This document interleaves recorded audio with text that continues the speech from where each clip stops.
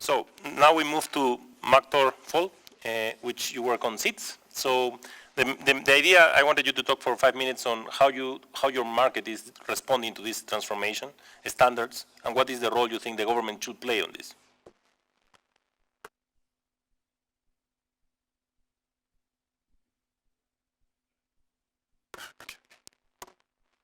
Thank you, Mr. Chair, and thanks to IFPRI giving us this opportunity to come here and share some experiences.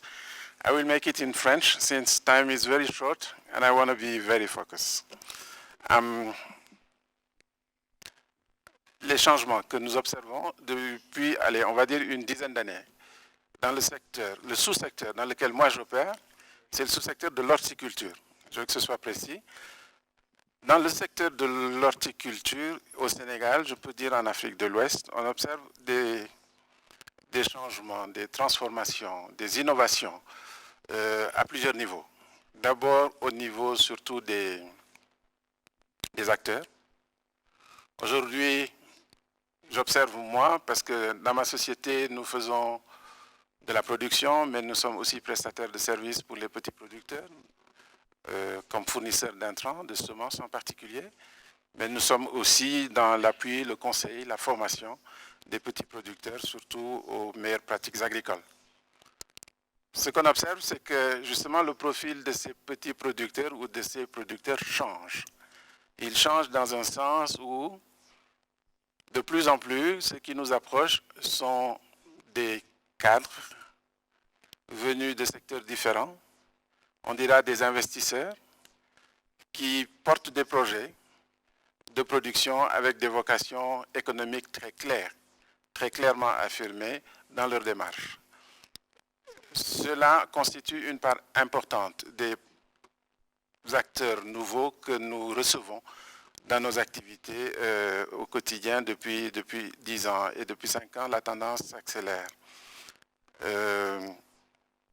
C'est des profils comme Ousmane Badian, qui vient de d'un tout autre secteur, mais qui vient comme investisseur dans le secteur, lui, mais bien d'autres, avec la rationalité économique derrière et les objectifs de rentabilité, de productivité économique et financière bien clairs. On observe, avec notamment l'arrivée de ces acteurs, également une réorientation des schémas de production vers un peu plus d'intensification. Peut-être parce qu'on parle d'horticulture, mais intensification avec l'utilisation de moyens de production de haute technologie, en tout cas plus avancés, autant pour l'irrigation, les techniques les outils d'irrigation en goutte à goutte, mais aussi de protection, du biocontrôle pour la protection des plantes, l'utilisation de plus en plus importante de structures comme les serres pour la production à l'année continue de fruits et légumes dans nos pays. C'est une tendance qu'on observe aussi et qui renforce la qualité et la performance du secteur. Évidemment, avec tout ceci, dans le choix également des spéculations et des cultures, on observe également là une tendance vers des produits à plus forte valeur ajoutée. J'ai parlé tout à l'heure de la rationalité économique qui guide les nouveaux investisseurs. Donc ça donne tout son sens à cette orientation nouvelle. Évidemment, tout cela peut s'expliquer. Depuis ce matin, on parle des grandes transformations et mutations qu'il y a sur notre continent, notamment sur la qualité des ressources humaines. L'éducation joue un rôle fondamental dans la prise de conscience, à la fois des populations, des consommateurs en général, sur le besoin d'améliorer la qualité de la production pour améliorer la qualité nutritionnelle et donc la santé des populations. Ce sont des tendances. J'aurais pu épiloguer un peu plus là-dessus. On a quelques chiffres basés sur des enquêtes faites sur le terrain au Sénégal, mais le temps ne le permet pas.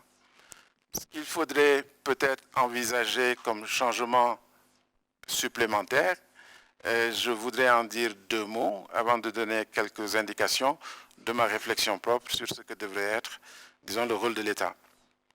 Le préalable, évidemment, à tout changement, à tout bon supplémentaire qualitatif, il passe, je pense, quelqu'un l'a dit ce matin, par la formation professionnelle. On oublie trop souvent dans nos pays que l'agriculture, ma foi, c'est un métier. J'ai l'habitude de dire c'est plusieurs métiers en un, avec des domaines de spécialité qui sont bien identifiés et qui seuls, à condition d'en avoir l'expertise, peuvent garantir tous les objectifs de profit qui sont recherchés derrière cette activité.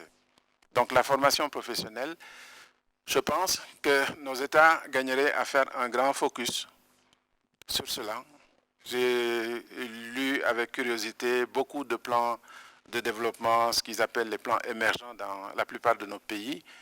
Beaucoup de pays font de l'agriculture le fer de lance de leur émergence, mais dans ces plans, très peu de place est consacrée et très peu de ressources, dans beaucoup de cas, pas de ressources du tout, à la formation professionnelle dans ces métiers. Or, on ne fera pas, c'est ma conviction, on ne fera pas d'agriculture de développement si on n'a pas des agriculteurs bien formés. Le deuxième point qui est aussi un préalable, je pense, à la consolidation de tous ces acquis, c'est la professionnalisation et l'organisation des filières agricoles. Dans tous les pays, nous avons ces difficultés. J'étais heureux d'entendre mon collègue parler de l'expérience, c'est vrai, des organisations paysannes à travers le continent, mais il reste encore beaucoup de choses à faire, notamment sur les filières de produits dans les pays respectifs. Un rôle qui est, à mon avis, totalement dévolu à l'État, c'est celui de la régulation des marchés. On ne peut pas, on ne doit pas, dans des pays comme les nôtres, pauvres, parmi les plus pauvres, laisser libre cours au marché de s'autoréguler. Cela ne fonctionne pas. Parce que c'est forcément, en tout cas c'est l'expérience que j'en ai, la loi du plus fort qui finit par s'imposer. Or, nos marchés ont besoin d'être régulés pour que les produits agricoles qui sont produits chez nous, en tout cas la valeur ajoutée de cette production bénéficie à tous les acteurs, et je suis d'accord avec mon prédécesseur, bénéficie aux producteurs au premier chef. Il y a un point, là aussi je pense, dans lequel les États ont un rôle fondamental, c'est celui de la valorisation des métiers de l'agriculture. Aujourd'hui, nos enfants n'aiment pas ces métiers parce qu'ils considèrent que c'est un métier d'un autre âge, que c'est un métier pour des gens qui n'ont rien compris, voilà, des ruraux. Mes propres enfants, pour parler d'eux, ne comprennent pas. Ils s'interrogent toujours sur ce que moi je fais dans ce métier-là. Mais enfin, voilà, je pense qu'il y a beaucoup de travail à faire, à la fois d'information, de sensibilisation, et ça peut se faire au moyen de la promotion, justement, de champions dans les secteurs de l'agriculture pour donner des modèles et des références nouvelles aux nouvelles générations. Okay. Je pense, un tout dernier point là-dessus important, qui est plus transversal, c'est celui de la structuration du développement de nos marchés intérieurs et régionaux. On ne développera pas l'agriculture si les marchés ne sont pas rationalisés, s'ils ne sont pas organisés. Si on continue, nous, au Sénégal, grand pays consommateur de café et de thé, d'acheter notre café et notre thé d'Italie ou d'Angleterre ou de France, alors qu'ils sont produits ici, en Afrique de l'Ouest, entre le Kenya et le Mozambique. Enfin, autant d'exemples sur lesquels on pourrait travailler. Au Gabon, j'ai entendu dire la dernière fois que j'ai appelé, pendant que nous étions en surproduction de melons au Sénégal, que la pièce de melon à Libreville coûtait 10 €. C'est juste renversant. Mais ça veut dire que nos États ont du travail, encore beaucoup de travail, pour organiser les marchés, les intégrer, mais mettre en place des dispositifs au plan des infrastructures et de la logistique pour permettre les flux des marchandises entre nos États. Je m'excuse d'avoir été long, Monsieur le Président. Je m'arrête là. Merci. Thank you.